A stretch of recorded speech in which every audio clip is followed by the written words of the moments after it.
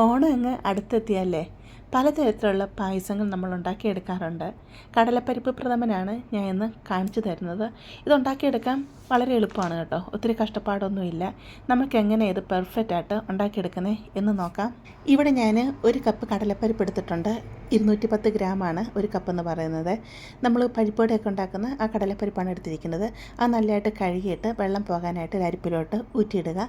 കുക്കറിലോട്ട് 1 table spoon നെയ്യ് ഒഴിച്ച് കൊടുക്കുക. എന്നിട്ട് കഴുകി വെച്ചിരിക്കുന്ന കടലപ്പരിപ്പ് അതിലോട്ട് അങ്ങ് ഇട്ട് കൊടുത്ത് തീ മീഡിയത്തിലിട്ട് കൊടുത്ത് ഇതിനെ നമുക്കൊന്ന് ഫ്രൈ ചെയ്തെടുക്കണം. ഒത്തിരി അങ്ങ് കരിഞ്ഞു പോകരുത് എന്ന് നല്ലതായിട്ടൊന്ന് ക്രിസ്പി വരുന്ന ഈ ഒരു പരിവ് ഇത് നല്ലതായിട്ടൊന്ന് ഫ്രൈ ആയി വന്നിട്ടുണ്ട്.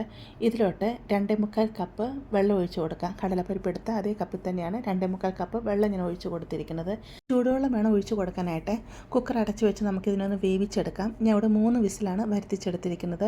കടലപ്പരിപ്പിൻ്റെ വേവനുസരിച്ച് നിങ്ങൾ വേവിച്ചെടുത്തോളൂ. ഇവിടെ കടലപ്പരിപ്പ് നല്ലതായിട്ട് വെന്ത് വന്നിട്ടുണ്ട്. കുറച്ച് വെള്ളം അധികമുണ്ട്. പരിപ്പൊക്കെ നല്ലതായിട്ട് വെന്ത് വന്നിട്ടുണ്ട്. തവി വെച്ച് നമുക്ക് ഈ പരിപ്പിനെ അങ്ങ് ഉടച്ചു കൊടുക്കാം. കടലപ്പരിപ്പ് ഒത്തിരി അങ്ങ് ഉടഞ്ഞു പോകേണ്ട ആവശ്യമില്ല. കടല പായസത്തിനൊക്കെ പരിപ്പൊക്കെ ഒന്ന് കടിക്കാൻ കിട്ടുന്നത് നല്ലൊരു ടേസ്റ്റാണ്. നിങ്ങൾക്ക് ഈ കടലപ്പരിപ്പ് കടിക്കാൻ താല്പര്യമില്ല എന്നുണ്ടെങ്കിൽ ഇതിൻ്റെ പകുതി നിങ്ങൾ തണുത്ത് കഴിയുമ്പോൾ മിക്സിയിലൊന്ന് അടിച്ചിട്ടെടുക്കുക കേട്ടോ.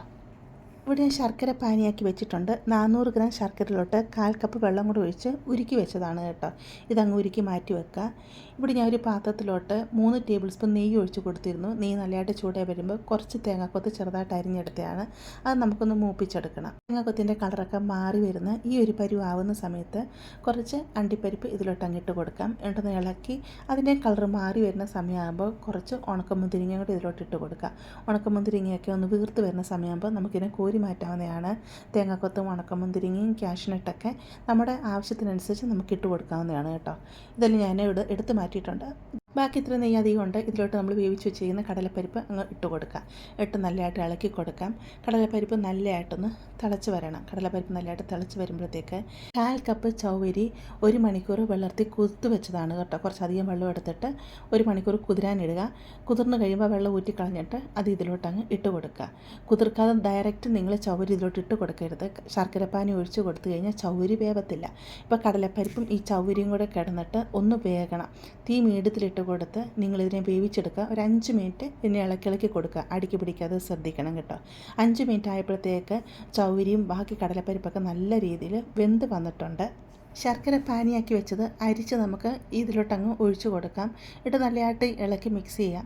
എന്നിട്ട് ഈ ശർക്കര പാനിക്കകത്ത് ഈ കടലപ്പരിപ്പും ചൗവരിയൊക്കെ കിടന്ന് നല്ലതായിട്ടൊന്ന് വറ്റി വരണം. നല്ലതായിട്ട് ഇതൊന്ന് കുറുകി വരണം. തീ മീഡിയത്തിലിട്ട് വേണം നിങ്ങളിതിനെ വറ്റിച്ചെടുക്കാനായിട്ട്. പെട്ടെന്ന് വറ്റി വരട്ടെ എന്ന് പറഞ്ഞാൽ തീ കൂട്ടിയിടരുത് കേട്ടോ. അന്നേരം അതിന് ടേസ്റ്റ് കാണത്തില്ല. ഇപ്പം നല്ലതായിട്ട് ഇത് കുറുകി വന്നിട്ടുണ്ട്. ഇവിടെ ഞാൻ 2.5 കപ്പ് തേങ്ങയുടെ 2ാം പാൽ എടുത്തിട്ടുണ്ട്. വലിയൊരു തേങ്ങ അതിൻ്റെ 2ാം പാലാണ് എടുത്തിരിക്കുന്നത്. 1ാം പാൽ 1 കപ്പ് എടുത്താൽ മാറ്റി വെച്ചിട്ടുണ്ട് കേട്ടോ. 2.5 കപ്പ് 2ാം പാലിലോട്ട് ഒഴിച്ച് കൊടുത്ത് നല്ലതായിട്ട് ഇളക്കി കൊടുക്കാം. മീഡിയത്തിൽ തന്നെ ഇട്ട് കൊടുത്ത് ഈ പാലിൽ കിടന്ന് ഇത് വെന്ത് വരുമ്പോഴത്തേക്ക് പ്രത്യേക ഒരു ടേസ്റ്റാണ് കേട്ടോ. ഇപ്പോൾ കണ്ടില്ലേ, 2ാം പാലൊക്കെ ഒരുമാതിരി വറ്റി നല്ല കുറുകി വന്നിട്ടുണ്ട്. ഈ ഒരു പരുവ ആകുന്ന സമയത്ത് തീ ഫുൾ അങ്ങ് കുറച്ച് വെക്കുക. എന്നിട്ട് എടുത്ത് വെച്ചിരിക്കുന്ന 1ാം പാലുണ്ടല്ലോ അതങ്ങ് ഇതിലോട്ടങ്ങ് ഒഴിച്ച് കൊടുക്കാം. 1ാം പാൽ ഒഴിച്ച് കൊടുത്തു കഴിഞ്ഞാൽ ഇത് തിളച്ച് വരാനായിട്ട് പാടില്ല. അതുകൊണ്ടാണ് പറഞ്ഞാൽ തീ ഫുള്ള് കുറച്ച് വെക്കണം. ഇതിലോട്ട് 1 ടീസ്പൂൺ ഏലക്ക പൊടിച്ചതും കൂടി ഇട്ട് കൊടുക്കാം. ഏലക്കയും പഞ്ചസാരയോട് ചേർത്ത് പൊടിച്ചതും കൊണ്ടാണ് 1 ടീസ്പൂൺ ഇട്ട് കൊടുത്തിരിക്കുന്നത്. ഏലക്ക തന്നെ പൊടിച്ചതാണെങ്കിൽ 1/2 ടീസ്പൂൺ ഇട്ട് കൊടുത്താൽ മതി. തീയിൽ വറുത്തെടുത്തിരിക്കുന്ന തേങ്ങാക്കൊത്ത് കാഷ്നട്ട് മുന്തിരിങ്ങ ഉണ്ടല്ലോ അത് ഇതിലോട്ടങ്ങ് ഇട്ട് കൊടുക്കാം. എന്നിട്ട് നല്ലതായിട്ട് ഇളക്കി അങ്ങ് മിക്സ് ചെയ്യാം. ഈ സമയം അങ്ങ് തീ ഓഫ് ചെയ്യാവുന്നതാണ് കേട്ടോ. ഇപ്പോൾ അത്യാവശ്യം ഇത് കുറുകി തന്നെയാണ് ഇരിക്കുന്നത്. തണുത്ത് കഴിയുമ്പോഴത്തേക്ക് കുറേയും കൂടി ഇതങ്ങ് കുറുകി വരും കേട്ടോ. അപ്പോൾ നിങ്ങളുടെ ലൂസിനനുസരിച്ച് നിങ്ങൾ തേങ്ങാപ്പാൽ 1ാം പാൽ ആവശ്യത്തിനനുസരിച്ച് ഒഴിച്ചു കൊടുത്തോളൂ കേട്ടോ. നല്ല ടേസ്റ്റുള്ള ഒരു കടലപ്രഥമനാണിത് കേട്ടോ.